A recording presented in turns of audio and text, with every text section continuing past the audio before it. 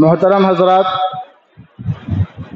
اللہ رب العالمین نے ہمیں جو دین دیا ہے یہ دین حقوق والا دین ہے، جس میں ہر ایک کے حقوق کو الگ الگ متعین کیا گیا ہے، اور حقوق متعین کرنے کے ساتھ ساتھ سب کو یہ حکم دیا ہے کہ اس حقوق کو ادا کرنے میں کمی اور کوتاہی کرنا اچھی بات نہیں ہے۔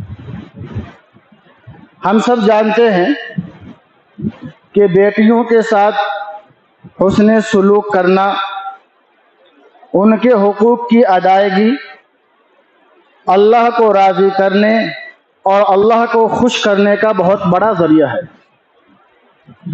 وہیں اسی کے ساتھ شریعت نے یہ بھی تعلیم دی کہ بہنوں کے ساتھ اچھا سلوک کرنا، بہنوں کے ساتھ اچھا برتاؤ کرنا، بہنوں کے حقوق کو ادا کرنا، یہ بھی اللہ کی رضامندی کو حاصل کرنے کا اہم ذریعہ ہے۔ ایک باپ جب اپنے بیٹی کی پرورش کرتا ہے، کھلاتا ہے، پلاتا ہے، تعلیم و تعلم کا انتظام کرتا ہے، اچھا ماحول دیتا ہے، اچھی تربیت دیتا ہے، ثواب کا بھی مستحق ہوتا ہے اور اچھا باپ بھی کہلاتا ہے۔ اسی طرح ایک بھائی جب اسی انداز میں اپنی بہنوں کے ساتھ سلوک کرتا ہے، اللہ کی نظر میں وہ بھی ثواب کا مستحق ہوتا ہے اور اچھا بھائی کہلانے کا حقدار ہوتا ہے۔ ترمذی شریف کی روایت ہے، ابو سعید خدری رضی اللہ تعالیٰ عنہ حدیث کے راوی ہیں، کہتے ہیں اللہ کے نبی صلی اللہ علیہ وسلم نے ارشاد فرمایا کہ جب اللہ رب العالمین کسی کو 2 بیٹیوں سے یا کسی کو 3 بیٹیوں سے نوازتا ہے، یا کسی کو 2 بہنوں سے یا 3 بہنوں سے نوازتا ہے، اور وہ باپ اپنی بیٹی کا حق ادا کرتا ہے، وہ بھائی اپنی بہن کا حق ادا کرتا ہے، اللہ کے نبی صلی اللہ علیہ وسلم نے فرمایا فلہ الجنہ، اس باپ کے لیے بھی اور اس بھائی کے لیے بھی جنت ہے۔ وہ باپ جو بیٹی کی اچھی پرورش کرتا ہے، اچھی تعلیم دیتا ہے، صرف دنیاوی تعلیم کی فکر نہیں، دینی تعلیم کی بھی فکر ہے، وہیں وہ بھائی جو اپنی بہن کے لیے اچھی تعلیم کا انتظام کرتا ہے، اچھی تربیت میں رکھتا ہے، اچھے ماحول میں رکھتا ہے، آپ صلی اللہ علیہ وسلم نے فرمایا جنت کا مستحق ہے وہ باپ اور جنت کا مستحق ہے وہ بھائی۔ اور مسند احمد کی روایت میں اللہ کے نبی صلی اللہ علیہ وسلم نے تو یہاں تک فرما دیا کہ میں اور وہ باپ جو اپنی بیٹی کا حق ادا کرتا ہے، میں اور وہ بھائی جو اپنی بہن کا حق ادا کرتا ہے، جنت الفردوس میں اس طرح قریب ہوں گے جس طرح یہ ہاتھ کی بیچ والی انگلیاں اور شہادت کی انگلیاں قریب ہے۔ اللہ اکبر! یہ فضیلت ہے، یہ اہمیت ہے اس باپ کے لیے اور اس بھائی کے لیے جو اپنی ذمہ داری کو کما حقہ ادا کرتے ہیں دنیا کے اندر۔ حضرت طارق بن عبداللہ المحاربی رضی اللہ تعالیٰ عنہ مدینہ منورہ تشریف لائے، اللہ کے نبی صلی اللہ علیہ وسلم کو خطبہ دیتے ہوئے سنا۔ آپ صلی اللہ علیہ وسلم اپنے خطبے میں یہی فرما رہے تھے کہ ہم کس پر خرچ کریں، ہمارے خرچ کا سب سے زیادہ مستحق کون ہے، ہم پہلے اپنے مال میں سے کس کو دیں؟ اللہ کے نبی صلی اللہ علیہ وسلم نے فرمایا امک ثم اباک ثم اختک ثم اخاک ثم ادناک فادناک۔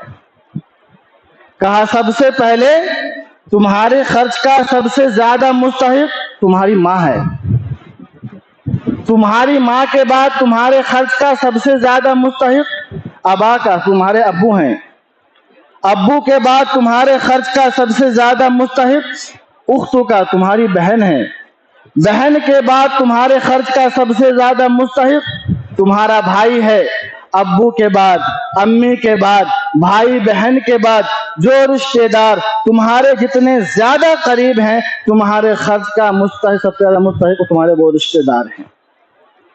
میرے بھائیوں، بہن اور بھائی کا جو رشتہ ہوتا ہے نا، بڑا جذباتی رشتہ ہوتا ہے،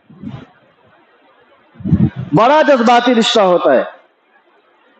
یہ محبت ایک الگ ہی محبت ہوتی ہے، یہ تعلق ایک الگ ہی تعلق ہوتا ہے۔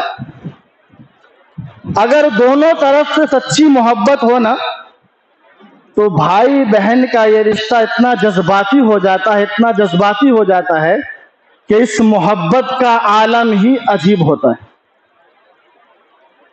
حدیث میں بخاری شریف کے اندر ایک واقعہ مروی ہے، صحابی رسول انس بن نضر رضی اللہ تعالیٰ عنہ، ایک ہے انس بن مالک، یہ ہے انس بن نضر رضی اللہ تعالیٰ عنہ۔ ان کی بہن تھی، ان کا نام تھا ربیہ۔ ان کی بہن کا کسی دوسری لڑکی سے ایک دن لڑائی ہو گئی، جھگڑا ہو گیا۔ لڑائی کے درمیان، جھگڑے کے درمیان ان کی بہن نے سامنے والی لڑکی کو ایسا گھوسا مارا، سامنے کا دانت توڑ دیا۔ زیادتی ہو گئی، ظلم ہو گیا، لڑائی ہوئی، گھوسا مارا، دانت ٹوٹ گیا۔ اب شریعت کہتی ہے بدلہ تو دینا پڑے گا، بدلہ تو بدلہ ہوتا ہے۔ اب مظلوم عورت کے پاس 3 آپشن ہیں۔ نمبر 1 بدلہ، نمبر 2 دیت، نمبر 3 معاف کر دو۔ ایک دانت کی دیت اسلام میں 5 اونٹ ہے۔ سارے جرم کی الگ الگ دیت ہے۔ اگر کسی نے کسی کا دانت توڑا تو پھر دیت میں 5 اونٹ دینے پڑیں گے۔ مظلوم عورت کے گھر والے اللہ کے نبی صلی اللہ علیہ وسلم کے پاس پہنچ گئے۔ اے اللہ کے نبی صلی اللہ علیہ وسلم، آپ کے صحابی انس بن نضر کی بہن نے ہماری خاتون کا دانت توڑ دیا ہے مار کے، بدلہ چاہیے ہمیں، بدلہ دلوائیے، فیصلہ آپ کیجئے، آپ کی خدمت میں آئے ہیں۔ اللہ کے نبی صلی اللہ علیہ وسلم نے بلایا انس کو، کہا انس تمہاری بہن نے ایسا ایسا کیا ہے؟ کہا اللہ کے نبی صلی اللہ علیہ وسلم میری بہن سے غلطی ہو گئی ہے اور بہن کی طرف سے معافی میں مانگتا ہوں، معاف کر دیجئے۔ مظلوم عورت کے گھر والے نے کہا ہم کسی بھی طرح سے معاف کرنے والے نہیں، ہم کو بدلہ چاہیے تو چاہیے۔ کیا اللہ کے نبی صلی اللہ علیہ وسلم ایسا کہیے میں ان کو 5 اونٹ دے دیتا ہوں، چھوڑ دے میری بہن کو۔ لیکن سامنے والی عورت نہیں، مصر ہے، ہمیں بھی دانت توڑنا ہے، میرا دانت توڑا ہے، میں بھی دانت توڑوں۔ اللہ کے نبی صلی اللہ علیہ وسلم نے کہا انس یہ لوگ ماننے کو تیار نہیں ہیں، بدلہ چاہیے ان کو۔ انس نے کہا یا رسول اللہ اتکسر ثنیۃ الربیع، اے اللہ کے نبی صلی اللہ علیہ وسلم کیا میری بہن ربیع کا دانت توڑا جائے گا؟ فاطمہ بنت محمد بھی اگر چوری کرے، فاطمہ بنت محمد بھی اگر چوری کرے، عدل کا دستور ہے کہ ہاتھ کاٹا جائے گا۔ فرمانے رسول نبی صلی اللہ علیہ وسلم نے کہا تھا، اور وہیں یہ معاملہ پہنچا۔ کہا کتاب اللہ القصاص یا انس، اے انس اللہ کی کتاب کا حکم تو یہی ہے کہ بدلہ دیا جائے گا، بدلہ لیا جائے گا، قصاص ہے تو قصاص ہے، تم کوئی بھی ہو۔ انس نے سنا کہ میری بہن کا دانت توڑا جائے گا، کہا لا والذی بعثک بالحق لا تکسر ثنیۃ الربیع، اللہ کی قسم، اللہ کی قسم اے نبی صلی اللہ علیہ وسلم میری بہن ربیع کا دانت نہیں توڑا جائے گا، قسم کھا لیا۔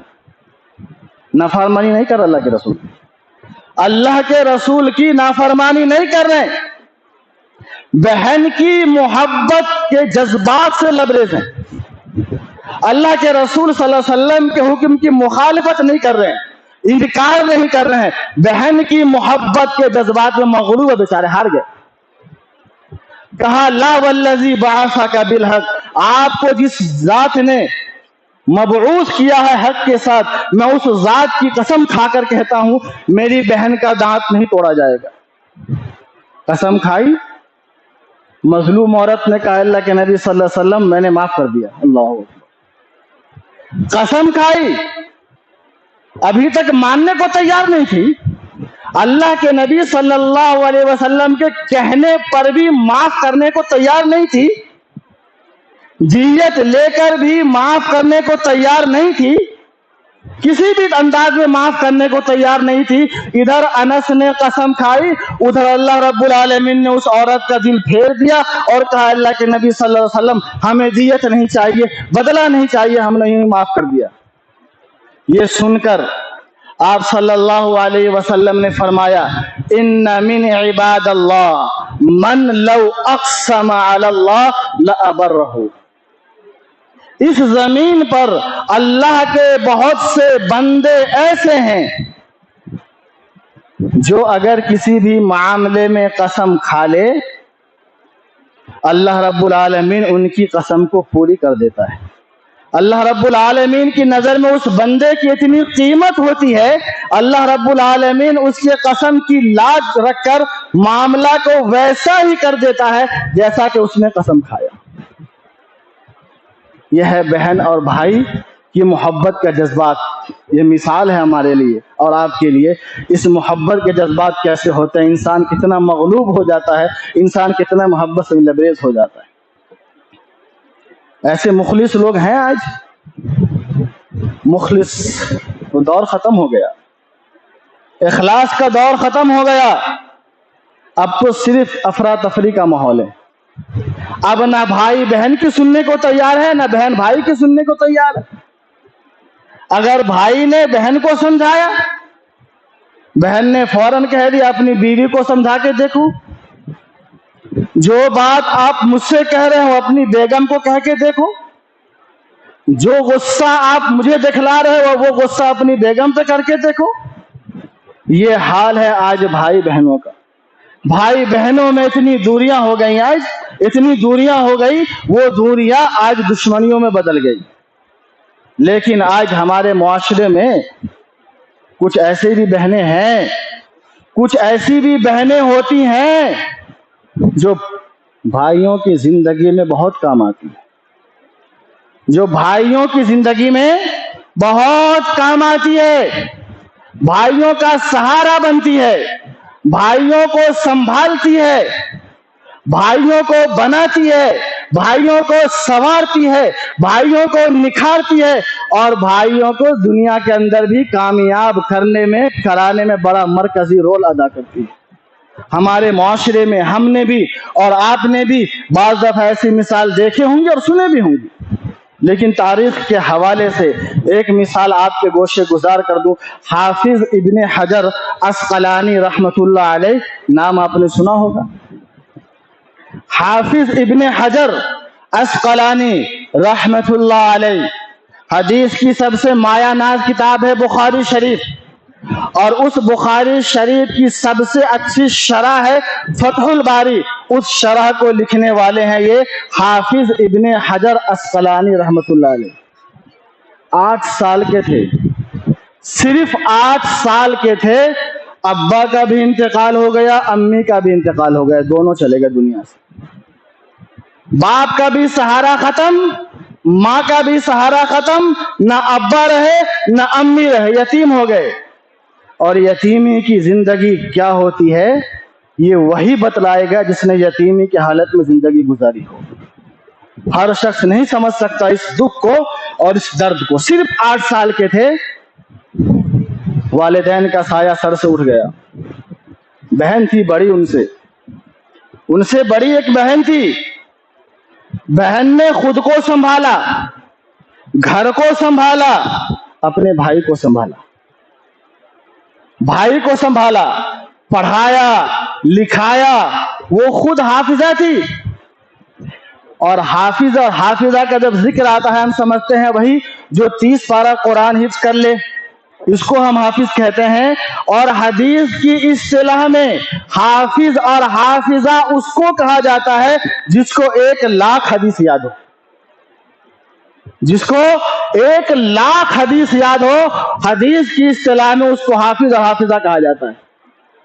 وہ حافظہ تھی، زاہدہ تھی، اللہ سے ڈرنے والی تھی، خود کو سنبھالا، بھائی کو سنبھالا، بھائی کو پڑھایا لکھایا، اتنا پڑھایا، وقت کا محدث بنے۔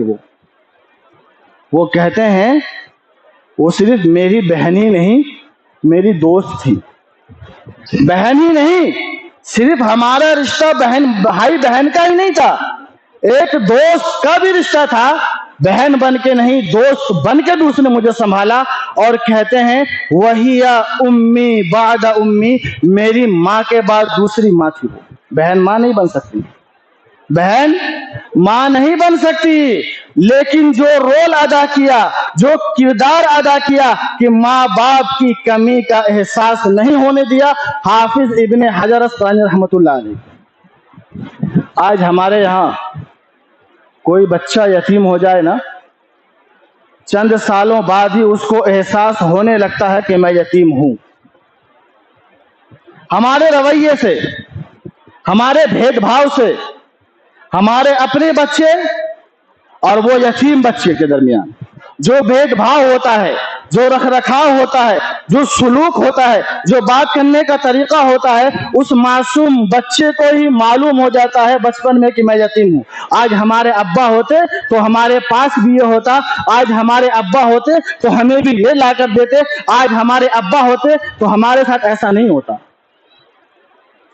اور بعض ظالم باپ بھی ایسے ہیں کہ جس بچے کی ماں کا انتقال ہو جائے، چند ہی دنوں بعد دوسری زندگی میں وہ ایسا بیست ہوتا ہے، وہ ایسا مشغول ہوتا ہے، بھول ہی جاتا ہے کہ میرے نطفے سے کوئی اور بھی پیدا ہوا ہے، بھول جاتا ہے میرا بچہ بھی ہے، میرا بیٹا بھی ہے، میری بیٹی کے زندہ رہتے ہوئے بیٹے کو کبھی اس کا ماموں پال رہا ہے، کبھی اس کی خالہ پال رہی ہے، کبھی یہاں پرورش پا رہا ہے، کبھی وہاں پرورش پا رہا ہے۔ وہ بچہ جس کی ماں کا انتقال ہو گیا ہے، باپ زندہ ہے، ایسے ظالم باپ بھی آج ہمارے معاشرے میں۔ لیکن وہ لوگ بھی تھے، یتیمی میں یتیمی کا احساس نہیں ہونے دیا۔ ایک بہن نے محنت کر کے بھائی کو اتنا پڑھایا، ایسا سنبھالا، وقت کا محدث بنا کر دنیا کے سامنے لا کر پیش کر دیا۔ ایسی محنت کی ضرورت ہے میرے بھائیوں۔ بہنوں پر خرچ کرو، بہنوں پر خرچ کرو۔ ماں باپ اگر زندہ ہے، بہنوں پر خرچ کرنا باعث فضیلت ہے۔ ماں باپ اگر زندہ نہیں ہے یا باپ اس لائق نہیں ہے تو بہنوں پر خرچ کرنا واجب ہے۔ بھائی کے اوپر واجب ہے کہ بہنوں پر خرچ کرے۔ اگر باپ نہیں ہے یا باپ اس لائق نہیں ہے، کب تک خرچ کرے؟ جب تک اس کی شادی نہ ہو جائے، جب تک اس کی شادی نہ ہو جائے۔ اور بھائی ہونے کی حیثیت سے ایک بھائی کی بہت بڑی ذمہ داری شریعت نے اس کو یہ بھی دیا ہے کہ اگر باپ نہیں ہے تو بھائی ولی ہوتا ہے۔ شریعت نے بھائی کو ولی بنایا ہے کہ شادی بیاہ کے معاملات آئیں تو اچھا سے اچھا رشتہ تلاش کر کے بہن کی شادی کرو، اور بہن کو اپنے گھر سے صحیح انداز میں رخصت کرو، اور وہاں جانے کے بعد بھی اگر کوئی مسائل آ جاتے ہیں تو وہاں بھی اس کے ساتھ کھڑے رہو، بے یارو مددگار نہ چھوڑو۔ صحابی رسول معقل بن یسار رضی اللہ تعالیٰ عنہ، بہن تھی، رشتہ آیا، چچیرے بھائی کے ساتھ بہن کی شادی کر دی، زندگی گزرتی رہی، زندگی چلتی رہی۔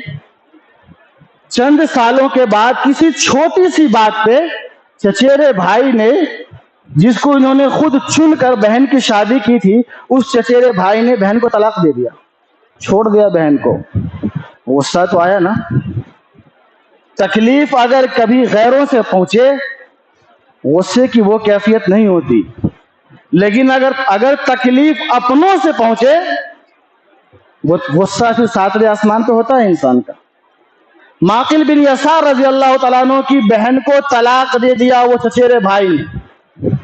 عدت گزر گئی، عدت گزرنے کے بعد جب لوگوں کے رشتے پھر سے آنے لگے تو معقل بن یسار رضی اللہ تعالیٰ عنہ کہتے ہیں دوبارہ رشتہ بھیجنے والے میں یہ پہلا شوہر بھی تھا، چچیرا بھائی بھی تھا، جو پہلے طلاق دیا اور اب پھر دوبارہ رشتہ بھیج رہا ہے۔ انہوں نے قسم کھا لی، لا واللہ کچھ بھی ہو جائے اپنی بہن کی شادی تجھ سے نہیں کروں گا، پہلے دھوکہ کھا چکا ہوں، اب دوبارہ دھوکہ نہیں کھاؤں گا، کچھ بھی ہو جائے شادی تجھ سے نہیں کروں گا۔ لیکن بہن کا رجحان، بہن کا میلان، بہن کے دل کی چاہت یہی تھی کہ دوبارہ نکاح جدید سے اپنے پہلے شوہر کے ہی نکاح میں چلے جاؤں۔ یہ طلاق رجعی کا مسئلہ ہے، پہلی اور دوسری طلاق کا۔ تیسری طلاق کے بعد یہ نہیں ہوتا، وہ دوسرے سے شادی کرے گی، پھر وہ خود سے طلاق دے گا تب آ کر اس سے کر سکتی ہے۔ تو انہوں نے کہا کہ تجھ سے شادی نہیں کروں، لیکن بہن چاہ رہی تھی کہ ہم اسی سے کریں، اور بھائی ولی بن کے رکاوٹ بن رہے تھے۔ اللہ رب العالمین نے قرآن مجید میں آیت نازل کر دی، وَإِذَا طَلَّقْتُمُ النِّسَاءَ فَبَلَغْنَ أَجَلَهُنَّ فَلَا تَعْضُلُوهُنَّ أَن يَنكِحْنَ أَزْوَاجَهُنَّ إِذَا تَرَاضَوْا بَيْنَهُم بِالْمَعْرُوفِ کہ جب میاں بیوی راضی تو کیا کرے قاضی۔ جب کسی کا شوہر کسی کو طلاق دے دے اور عدت گزر جانے کے بعد دونوں میاں بیوی نکاح جدید سے پھر سے نکاح میں آنا چاہے تو ولی کو رکاوٹ نہیں بننا چاہیے، ولی کو منع نہیں کرنا چاہیے۔ یہ آیت نازل ہوئی، معقل بن یسار نے سنا اور ہماری طرح ناک کا مسئلہ نہیں بنا لیا، نہیں، میرا فیصلہ ہے، میں کسی بھی حال میں ٹس سے مس ہونے والا نہیں۔ وہ صحابی تھے رضی اللہ عنہ ورضوا عنہ کا خطاب ایسے نہیں ملا ان کو، صحابی تھے۔ انہوں نے کہا لگتا ہے یہ آیت اللہ رب العالمین نے میرے بارے میں ہی نازل کی ہے۔ توبہ کیا، قسم کا کفارہ ادا کیا، اور پہلے شوہر سے جس نے بہن کو طلاق دی تھی اسی سے دوبارہ نکاح کر کے بہن کو رخصت کر دیا۔ تو بھائی کا فرض بنتا ہے بہن کی زندگی میں جو بھی مسائل آئے، جب مسائل آئے، جیسے مسائل آئے، ایک بھائی بن کر بھائی کی ذمہ داری جہاں تک ہو سکتا ہے اچھے انداز میں رول ادا کرے۔ ہمارے معاشرے میں دونوں طرح کے نمونے پائے جاتے ہیں، دونوں طرح کے نمونے پائے جاتے ہیں۔ بعض بھائی وہ بھی ہیں ماشاءاللہ ایسے وفادار، ایسے مخلص، کیا کہنا، ہر طرح سے بہنوں کی خبر رکھنے والے، ساتھ دینے والے، دکھ سکھ میں شریک ہونے والے، ان کے دکھ کو اپنا دکھ سمجھنے والے، ان کی خوشی کو اپنی خوشی سمجھنے والے، ایسے بھی بھائی ہیں۔ اور وہیں تصویر کا دوسرا رخ ہمارے معاشرے میں یہ ہے، بعض بھائی وہ بھی ہیں غیر ذمہ دار، کوئی فکری نہیں، کوئی خیال ہی نہیں، لگتا ہی نہیں کہ میری بہن بھی ہے، غیر ذمہ دار۔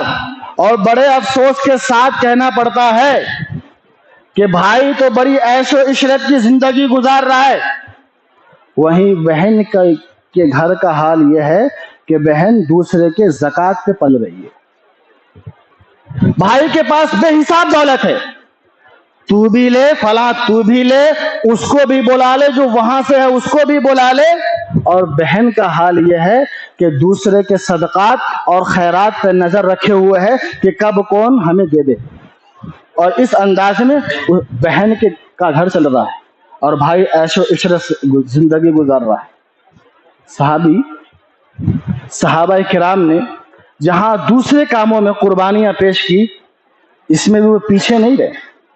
جابر بن عبداللہ رضی اللہ تعالیٰ عنہ، بارہا ذکر سنا آپ نے ان کا، یہ وہ صحابی ہیں اکیلے بھائی اور ساتھ میں 9 بہنوں کی ذمہ داری، 1-2 بہن نہیں، اکیلے بھائی اور 9 بہنوں کی پرورش کی ذمہ داری۔ ابو کا انتقال ہو گیا، ابو نے اتنا بہت سارا قرضہ چھوڑا، ساتھ میں 9 بہنیں چھوڑی، وصیت کی بیٹا میرا قرضہ بھی ادا کرنا اور میرے جگر کے ٹکڑے میری بیٹیوں کا بھی خیال رکھنا، اپنی بہنوں کا بھی خیال رکھنا۔ کیا جابر نے ابو کی وصیت کو پورا کیا کہ نہیں کیا؟ یا ہماری طرح 2 مہینے بعد ہی بھول گئے؟ جب تک تقسیم کا وقت تھا، لینا تھا، تقسیم کرنا تھا، ابا ابا ابا حضور، ابا حضور، اماں محترمہ، جب تقسیم ہو گیا، بٹوارا ہو گیا، کوئی مطالبہ کرنے والا آیا، جس نے لیا ہے اس کو وہ جانے، جس نے لیا ہے وہ جانے، میں کیا جانے، میں تھوڑی لیا ہوں۔ ایسے بھی بچے ہیں، ایسی بھی اولاد ہے جو ہمارے معاشرے میں۔ جابر بن عبداللہ ایسے تھے، باپ نے وصیت کی بہنوں کا بھی خیال رکھنا، میرا قرضہ بھی ادا کرنا۔ اللہ کے نبی صلی اللہ علیہ وسلم سفر میں تھے، پوچھا جابر حل تزوجتا، شادی کر لی کیا؟ جابر نے کہا اللہ کے نبی صلی اللہ علیہ وسلم ہاں شادی کر لی۔ پوچھا سیبن بکرن ام سیبن، کنواری سے کی یا شادی شدہ سے کی؟ کہا اے اللہ کے نبی صلی اللہ علیہ وسلم سیبن، شادی شدہ سے شادی کی ہے۔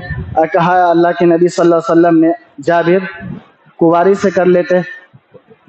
کہا اللہ کے نبی صلی اللہ علیہ وسلم آپ تو میری حالت جانتے ہیں، میں وہ بھائی ہوں جس کے پیچھے 9 بہنیں ہیں، میں وہ بھائی ہوں جس کے پیچھے 9 بہنیں ہیں۔ میری تو خواہش تھی کسی کنواری سے کروں، لیکن میں نے شادی شدہ سے، بیوہ عورت سے شادی اپنی بہنوں کے لیے کیا ہے۔ اللہ، بیوہ عورت سے شادی میں نے اپنی بہنوں کے لیے کیا ہے۔ کیوں؟ اگر کنواری کو لے آؤں گا وہ ایسے ناز و نخرے والی ہوتی ہے، وہ اپنے میں لگی رہے گی، میری بہنوں کا خیال رکھے گی، وہ تو اپنے میں لگی رہے گی، وہ کیا خیال رکھے گی میری بہنوں کا؟ اللہ کے نبی صلی اللہ علیہ وسلم شادی شدہ سے اس لیے کیا ہے، میری بہنوں کے کام آ جائے گی، کبھی بال سنوار دے گی، کنگھی کر دے گی، کبھی وقت ضرورت دوسری چیز میں کام آ جائے گی، کبھی کچھ سکھا دے گی، کبھی کچھ پڑھا دے گی۔ جذبات کی قربانی، خواہشات کی قربانی، اس سے بڑی قربانی کیا کوئی بھائی اپنی بہن کے لیے پیش کر سکتا ہے؟ نہیں کر سکتا۔ انہوں نے پیش کیا، اللہ نے کیسی برکت دی۔ کہتے ہیں اللہ کے نبی صلی اللہ علیہ وسلم نے ان سے ایک سواری خریدی، سودا متعین ہو گیا، مدینہ واپس آئے، جابر کو بلایا، جابر اپنی سواری لے کر اللہ کے نبی صلی اللہ علیہ وسلم کے پاس پہنچے۔ اللہ کے نبی صلی اللہ علیہ وسلم جو قیمت طے ہوئی تھی نا اس سے بڑھا کر دیا، اور وہ جو کیش تھا، جو پیسہ تھا، اس کو ایک تھیلی میں رکھ کر دیا۔ جابر بن عبداللہ رضی اللہ تعالیٰ عنہ وہ سواری اللہ کے رسول کے حوالے کی، اور وہ کیش کا تھیلا، نقدی کا تھیلا لے کر اپنے گھر آئے۔ گھر پہنچے ہی تھے، پیچھے سے اللہ کے نبی صلی اللہ علیہ وسلم نے وہ سواری بھی واپس کر دی۔ کہا اللہ کے نبی کو پسند نہیں آئی کیا یہ سواری؟ کہا نہیں، اللہ کے نبی صلی اللہ علیہ وسلم نے آپ کو تحفے میں یہ دے دیا، اللہ آپ کو تحفے میں یہ دے دیا ہے، گفٹ کیا اللہ کے نبی صلی اللہ علیہ وسلم نے۔ جابر بن عبداللہ کہتے ہیں اللہ کے نبی صلی اللہ علیہ وسلم نے جو تھیلی مجھے دی تھی اس میں اللہ نے ایسی برکت دی، ایسی برکت دی، جب تک اللہ کے نبی زندہ رہے میں اسی میں سے خرچ کرتا رہا۔ عہد فاروقی آئی، میں اسی میں سے خرچ کرتا رہا۔ عہد صدیقی اسی میں سے خرچ کرتا رہا۔ عہد فاروقی اسی میں سے خرچ کرتا رہا۔ عہد علوی اسی میں سے خرچ کرتا رہا، یہاں تک کہ امیر معاویہ کے زمانے تک میں اسی میں سے، اور اس کے بعد تک اسی میں سے خرچ کرتا رہا۔ اللہ رب العالمین نے اس میں ایسی برکت دی، تو کہتے ہیں جو دوسروں کا خیال کرتا ہے اس کا خیال کرنے والا عرش پہ بیٹھا ہے۔ آپ دوسروں کا خیال کریں گے، خاص طور پر جو آپ کے اپنے ہیں، آپ کے بھائی ہیں، بہنیں ہیں، جو آپ ان کا خیال کریں گے، اللہ رب العالمین وہاں سے بیٹھ کر آپ کو اتنا نوازے گا، اتنا دے گا، اتنا عطا کرے گا، آپ گمان نہیں کر سکتے، شمار نہیں کر سکتے۔ تو میرے بھائیو، زندگی میں ہمیں جینا ہے ایک ایسا باپ بن کر کہ بیٹی کے حق میں نہ حق تلفی نہیں ہونی چاہیے، ایسا بھائی بن کر جو بہن کے حق میں حق تلفی نہیں ہونی چاہیے۔ یہ چیز ہماری زندگی کو بھی سنوارے گی اور ہماری آخرت کو بھی سنوارے گی۔ اللہ تعالی ہم سب کو اس کی توفیق عطا فرمائے۔ اللہ تعالی ہم سب کو ایک دوسرے کا خیر خواہ اور ہمدرد بنائے۔ جو بیمار ہیں ان کو شفائے کلی عطا فرمائے، جو پریشان ہیں ان کی پریشانیوں کو دور فرمائے۔ اللہ رب العالمین ہم پہ اپنی رحمت کی بارش نازل فرما دے۔ اللہ رب العالمین ہم پر اپنی رحمت کی برکھا نازل فرما دے۔ جب تک زندہ رکھ اسلام پر زندہ رکھ، جب ہمارا خاتمہ ہو ایمان بالخیر پہ ہو، وما علینا الا البلاغ۔